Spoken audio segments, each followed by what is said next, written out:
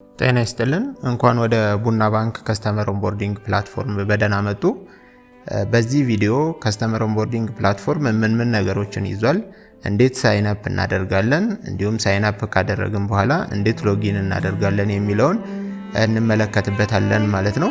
ስለዚህ በመጀመሪያ ከስተመር ኦንቦርዲንግ ፕላትፎርምን ከዌብሳይታችን ወይም ደግሞ ከሞባይል ባንኪንግ መተግበሪያችን በማግኘት ወደ ኦንቦርዲንግ ፕላትፎርሙ እንገባለን ማለት ነው። በቀጥታ ወደ ኦንቦርዲንግ ፕላትፎርሙ ከገባን በኋላ የምናገኘው ነገር እንግዲህ ይሄንን ይመስላል።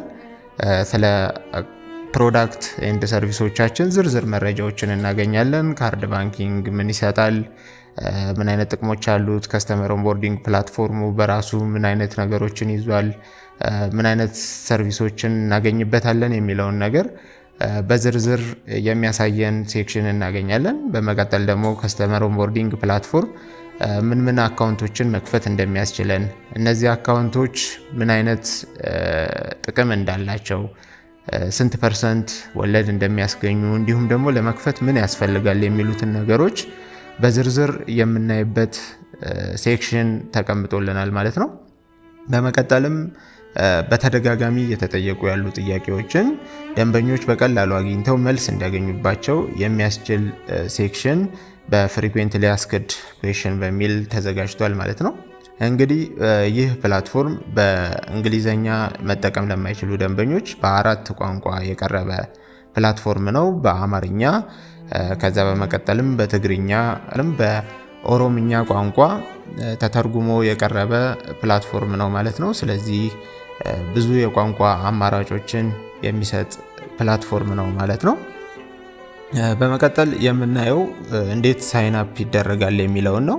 አዳዲስ ደንበኞች ወደ ባንኩ እንዴት መቀላቀል እንደሚችሉ እናያለን።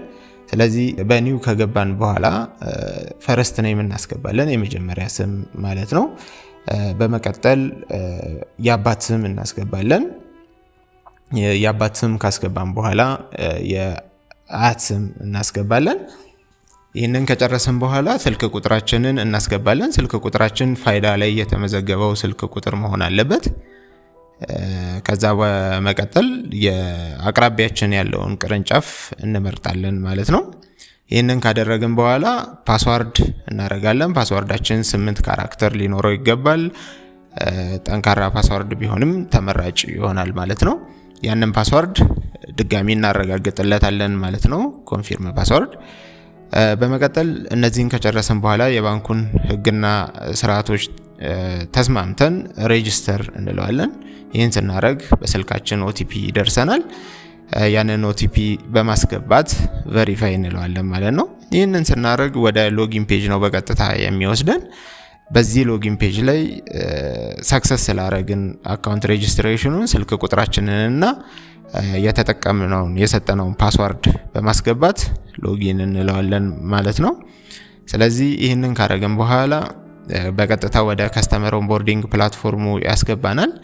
በቀጣይ ቪዲዮ እንዴት አካውንት እንደሚከፈት፣ እንዴት ፋይዳ ቬሪፋይ እንደሚደረግ በቀጣዩ ቪዲዮዎች ስለምናይ ቀጣዩን ቪዲዮ ይከታተሉ። እናመሰግናለን።